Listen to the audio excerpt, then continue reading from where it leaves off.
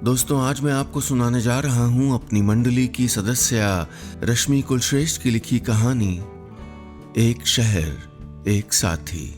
रश्मि कुलश्रेष्ठ अलीगढ़ में पैदा हुई, दिल्ली में रहती हैं और एक न्यूज चैनल में काम करती हैं। दिल अगर सीने से निकलकर उंगलियों पर टिक जाए, सौंप दे खुद को किसी और की हथेलियों में, तो क्या इसे मोहब्बत कहना चाहिए मुझे?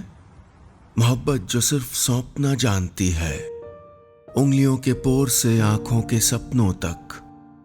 जैसे मुंबई शहर के समंदर में सूरज रोज समेट देता है खुद को। रात के 10 बज रहे थे। कमरे में बड़े से आईने के सामने खड़ी मैं बालों को लपेटकर जूड़ा बना रही थी।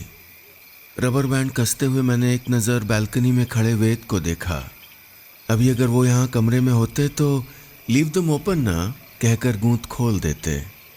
कावेरी, कॉफी ठंडी हो रही है। तभी बाहर से वेद ने पुकारा। मैंने बालों से रबर खींची और उनको कंधे पर बिखेरते हुए बाहर आ गई। वेद रेलिंग पर झुककर खड़े थे, सफ़ेद टी शर्ट और ग्रे ट्राउज़र पहने। हाथ में कॉफ़ी का मग था। मैं उनके बगल में खड़ी हो गई। चांदनी में चमकते उनकी कनपटी के सलेटी बाल देखने लगी। अच्छी लग रही हो, उन्होंने कहा। मैं जवाब में मुस्कुरा दी। वेद मेरे बॉस थे। इसके अलावा मैं क्या तारुफ दूं उनका, या क्या परिचय होता है उस इंसान का जिससे कोई दुनियावी बंधन न जुड़ा हो, जो हर खुशी हर गम की साझेदारी करता हो। इसीलिए मैं वेद से प्यार करती थी, जितना अपने पति से किया था, मेरी बेटी नित्या के पापा से। नित्या, मेरी 16 साल की बेटी, आसनसोल में अपनी नानी के पास रहती थी। 10 साल पहले जब एक्सीडेंट में उसके पापा चले गए थे, तब से इस शहर में अकेले नौकरी और बच्ची संभालना मुमकिन नहीं था। कभी कभी मन करता कि छोड़ दूं नौकरी, चली जाऊं अपनी बच्ची के पास। फिर तमाम खर्च याद आ जाते और मैं रह जाती अकेलेपन के इस जंगल में। बीते 3 सालों से ये अकेलापन जरा कम था जब से वेद जिंदगी में आए, और पिछले साल से तो हम एक साथ रह रहे थे, एक घर में, एक छत के नीचे। तुम्हारी लाश से। उन्होंने कॉफ़ी का मग मेरे होठों से लगाया। मैंने बड़ा सा घूंट गटका और सरक कर उनके पास आ गई। कंधे से सर टिका दिया।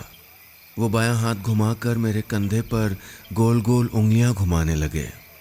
वेद, हम यूं ही रहेंगे ना हमेशा? मैंने धीमे से पूछा। ऐसे क्यों पूछ रही हो? उन्होंने मेरी ओर घूमकर कहा। यूं ही, खुद को तसल्ली देने के लिए।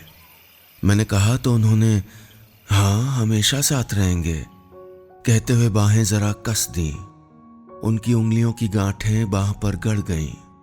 अच्छी लगी मुझे ये कसावट, ये साथ रहने का फैसला। थोड़ी देर बाद हम भीतर कमरे में चले आए। वेद एसी का टेम्परेचर सेट कर रहे थे और मैं उनके सरहाने डबल तकिए लगा रही थी कि तभी पास में रखे मोबाइल पर माँ का नाम चमका।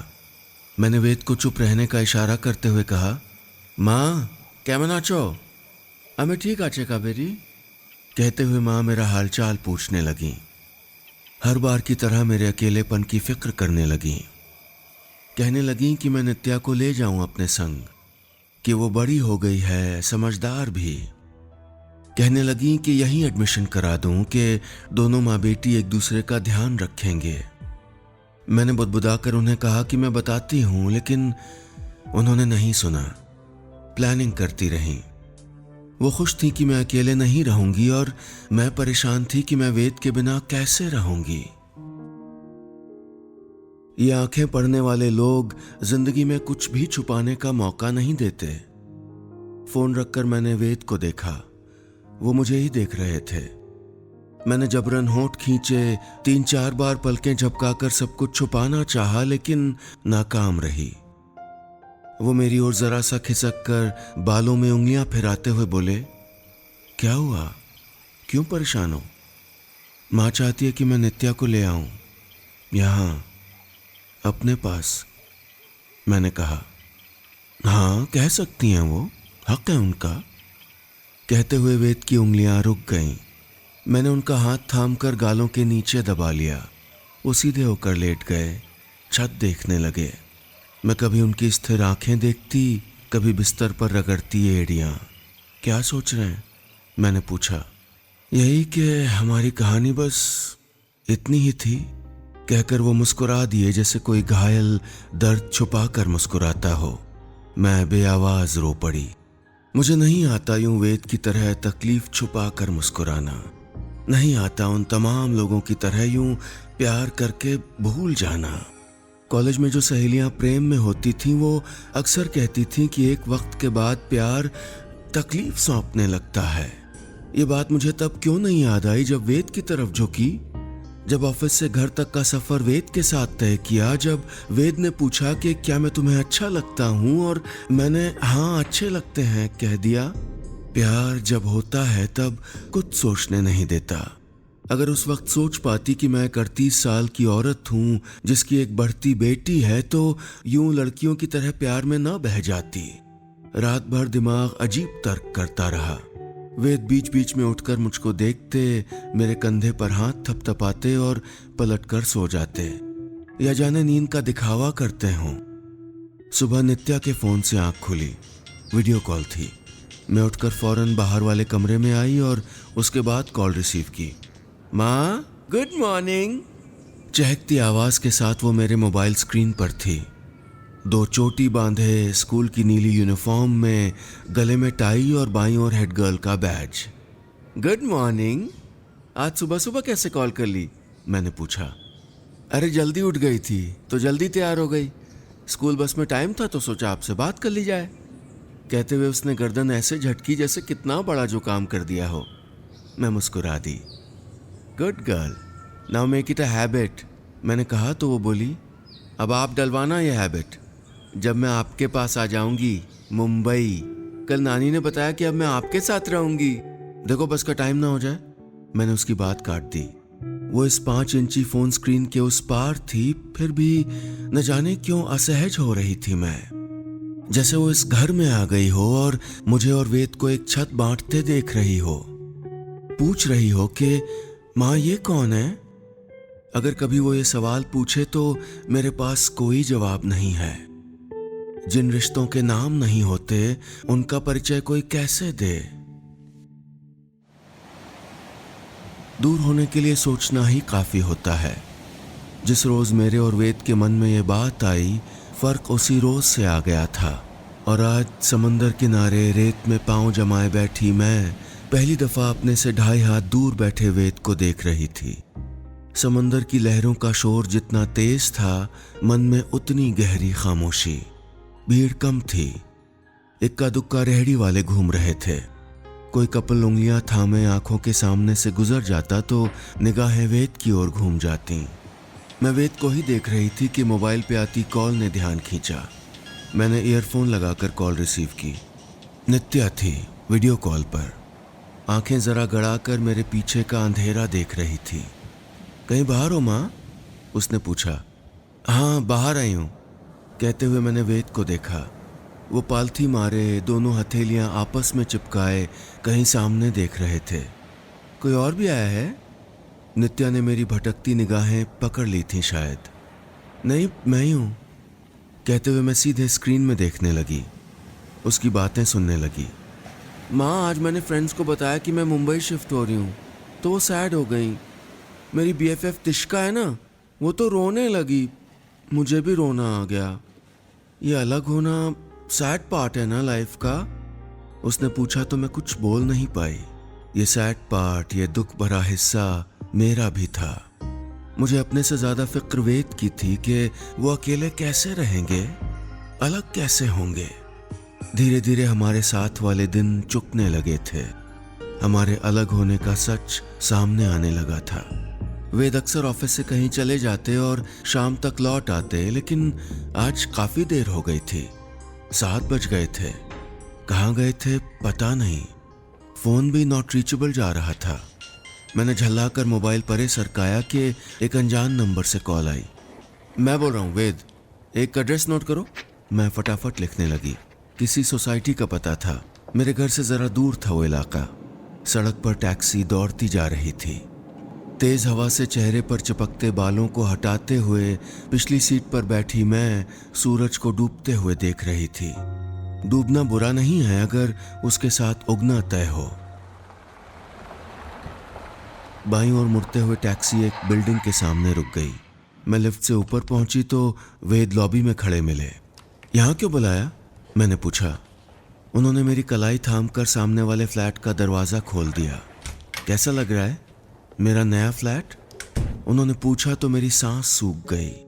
फ्लैट की छत, दीवारें, दरवाजे, खिड़कियां सब थीं, लेकिन रूह गायब, जैसे कोई बुझा मन रख गया हो। अभी फ्रिज खरीदना है, बैल्कनी में झूला लगाऊंगा, तुम्हें पसंद है ना? और यहाँ हमारी फोटो।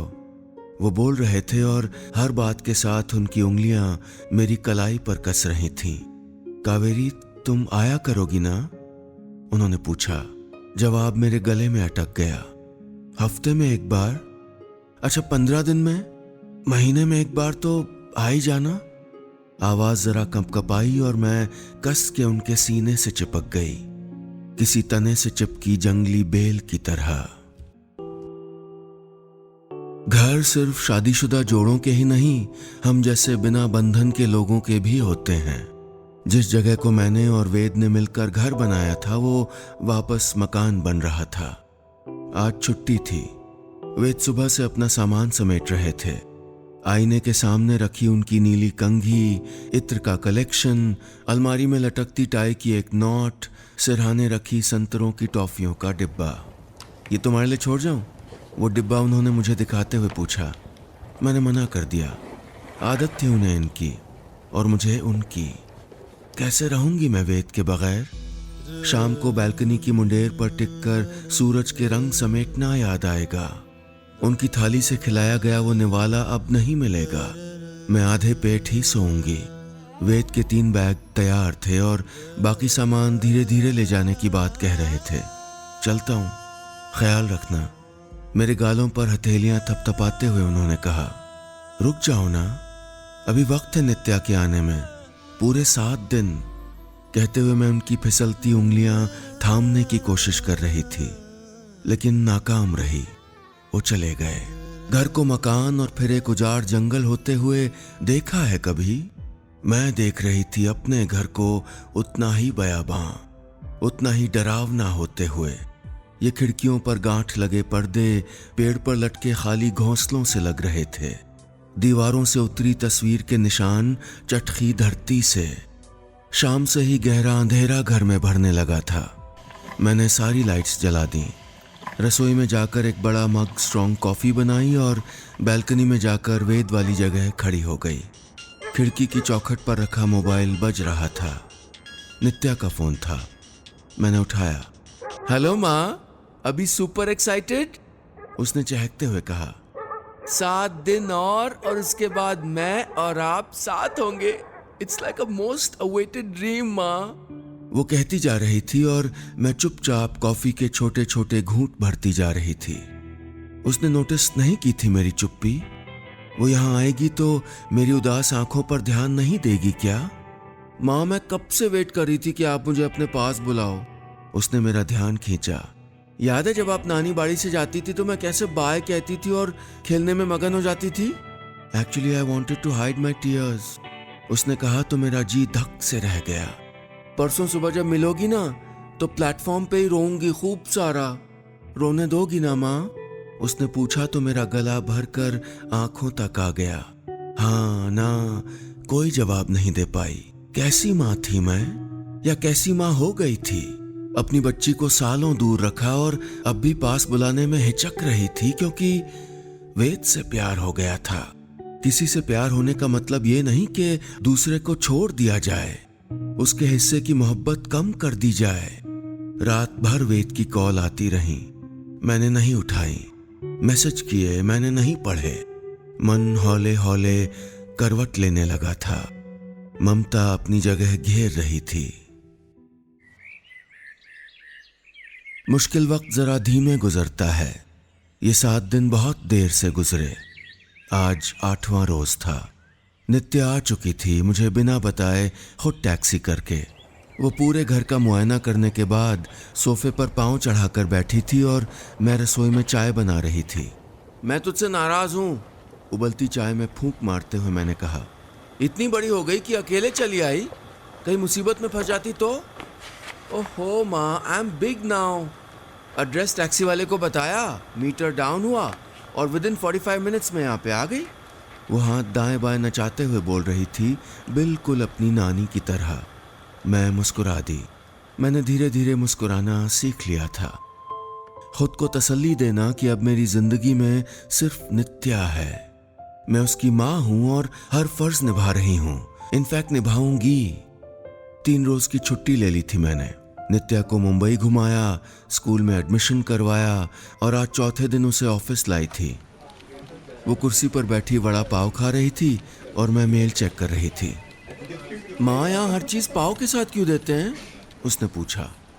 मुझे क्या मालूम, मैंने उसकी ओर देख कर कहा। जल्दी से खा ले, फिर सबसे मिलने चलेंगे। लोग खा लिया, कहकर उसने बचा वड़ा पाव मुंह में ठूंस लिया। गाल गुब्बारे की तरह फूल गए। पानी पीकर उसने अपने हाथ स्कर्ट से पोंछे और आई एम रेडी माँ कहते हुए खड़ी हो गई। कलीग से मिलवाने के बाद मैं वेद के केबिन की तरफ मुड़ी और आदतन बिना नॉक किए दाखिल हो गई। वो कुर्सी से सर टिकाकर आंखें मूंदे बैठे थे। Hello Ved, my daughter Nitya, मैंने कहा। Hello Nitya, how are you? पूछते हुए वो उससे बातें करने लगे। आसनसोल की बातें, नानी, दोस्तों की बातें। नित्या बीच बीच में मुझको जितनी दफ़ा देखती मैं उतनी बार मुस्कुरा देती। माय गॉड, ये कितना जानते हैं मेरे बारे में। नित्या ने कैबिन से बाहर निकलते ही कहा तो मैंने बात बनाई। तेरे बारे में तो पूरा ऑफिस जानता है। वो मान गई मेरी बात। हमारे झूठ को कोई सच मान ले तो हमें तसल्ली नहीं, तकलीफ होती है कि हम किसी को छल रहे हैं। इससे बचने के लिए मैं वेद से जुड़ी हर बात छुपाने लगी। कॉन्टैक्ट लिस्ट में नाम एडिट करके वेद सर लिख दिया। जी सर कहिए से बात शुरू करती। खुद को बदल रही थी मैं और घर बदल चुका था ये। वेद की अलमारी में नित्या के कपड़े, वेद की स्टडी टेबल पर नित्या की किताबें और पलंग का वो 2 तकियों वाला हिस्सा अब नित्या का था। हर जगह दे रही थी मैं उसको, लेकिन मन, वहां वो अब भी थे। प्यार से मन में बैठाए लोग कभी विदा नहीं किए जाते। वेद भी नहीं किए गए थे। रात को बालकनी में खड़ी मैं कॉफी पी रही थी कि नित्या ने कमरे के दरवाजे से पुकारा, माँ, ड्रेसिंग टेबल की ड्रॉर से आई गॉट दिस। कहते हुए उसने मुट्ठी खोली। वेद की एक कफलिंग थी। मैं कांप गई।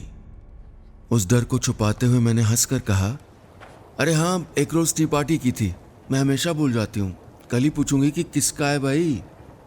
कहते हुए उसकी ओर बढ़ी कि उसने अपना दूसरा हाथ आगे कर दिया। उसमें वेद का शेविंग ट्रिमर, मोजे और रुमाल थे। ये वो, अरे देखो। मेरे शब्द खत्म होने लगे। झूठ होंठों के पीछे सिमटने लगा। नित्या मुझे हैरानी से देख रही थी। मैंने चुपचाप निगाहें झुका लीं। वेद, मैंने सिर्फ नाम लिया था और शायद नित्या इस नाम से जुड़ा रेशा रेशा समझ गई थी। उसके बगल से निकलती हुई मैं रसोई में चली गई, सिंक में कप पटका और स्लैब पर हथेलियां टिकाकर खड़ी हो गई। आंखें भींच लीं। मन का धुआं आंखों में चुभा और एक कतरा फिसल गया। क्या मैं भी इस आंसू की तरह गिर गई थी उसकी नजर से? मैंने वेद को छुपाकर गलत किया? मुझे बता देना चाहिए कि मैं वेद से प्यार। सवाल किसी दीमक की तरह मेरा दिमाग कुरेदने लगे। मैं कमरे में चली आई। नित्या मेरी ओर पीठ फेर कर लेटी थी। सॉरी बेटा, कैसे हो गया मैं नहीं जानती, और अब सब खत्म भी कर चुकी हूँ। Trust me please. नित्या, नित्या, मैंने पुकारा। वो चुप रही, सोई नहीं थी। अभी अभी चादर से भीतर खींचे थे उसने पांव। शायद नाराज थी मुझसे। ये हक था उसका। बेटी का छुपकर प्रेम करना जितना माँ को परेशान करता होगा, उतनी परेशानी बेटी को भी होगी अगर माँ प्यार में हो और उसे छुपाए। 3 रोज बीत गए थे और इन 3 दिनों में मैंने उसकी आवाज कुल जमा 3 दफा सुनी। स्कूल जाते वक्त वो दरवाजे से कहती, मैं जा रही हूँ। आज मैं उसके जाते ही उसके लौटने का इंतजार करने लगी। तय किया कि बात करूंगी उससे, समझाऊंगी कि मैं क्यों प्यार में पड़ी और क्यों छोड़ दिया वेद को। दोपहर के 3 बज रहे थे। नित्या के आने का वक्त। मैं दरवाज़ा खोलकर खड़ी थी। थोड़ी देर में लिफ्ट का दरवाज़ा खुला। वो ही थी। आज छुट्टी कर ली? तबीयत ठीक नहीं क्या? उसने हैरानी से पूछा और मैं बता नहीं सकती कि कितनी तसल्ली मिली मुझे। वो स्कूल बैग रखकर चेंज करने चली गई और मैं ट्रे में उसका फेवरेट पास्ता लगाकर भीतर पहुंच गई। ये खा ले, फिर बात करनी है तुझसे, मैंने ट्रे रखते हुए कहा। मैं जानती हूँ, वो बोली। आवाज़ में बेरुखी नहीं थी। सिर्फ जानती हो या समझती हो? मैंने पूछा। वो चुप रही। मैंने उसकी हथेली थामी और अपने पास बिठा लिया। उसने हाथ वापस नहीं खींचा। बेटा, यू आर अ टीनेजर। शायद औरत का मन समझ पाओ कि जब कोई उसे प्यार करता है ना तो वो खुद को रोक नहीं पाती। Love is a need for her, खासकर जब वो बड़े शहर में अकेले हो, परिवार से दूर हो, जैसे मैं थी। इस शहर में वेद और मैं साथी बने और फिर हम एक दूसरे की जरूरत बने। एक आदत। वो आदत अब भी है या छूट गई? उसने पहला सवाल किया। अब तुम हो। छोड़ दिया है मैंने वेद को और मैं कोशिश कर रही हूं पूरी तरह छोड़ने की। मुझे सुनते हुए उसने अपनी हथेली छुड़ाई और गोद में लेट गई। कुछ बोली नहीं। मैं उसके बाल सहलाती रही। उसकी झप झप करती आंखें देखती रही। माँ, उसने देर बाद पुकारा। इस शहर में जो साथी बना, उसे छोड़ने का डिसीजन मेरी वजह से लिया? उसने पूछा। मैंने कुछ नहीं कहा। वो फिर बोली, अगर मैं किसी से प्यार करूंगी तो मैं तो नहीं छोड़ूंगी उसे, किसी के लिए भी नहीं। जो मुझे प्यार करेगा वो उसे भी करेगा। एंड आई लव यू माँ। मैंने झुककर उसका माथा चूमा। वो मुझे देखकर जरा जरा मुस्कुराते हुए फिर बोली, एक बात पूछूं? पूछो। आपकी फर्स्ट डेट कहाँ थी? नित्या? अच्छा, प्रपोज किसने किया? नित्या? बटरफ्लाइज हुए थे पेट में, ये तो बता दो। वो शरारती सहेली सी पूछ रही थी और मैं वेद का गुलाबी रंग ओढ़े नित्या की सहेली बनके शर्मा रही थी।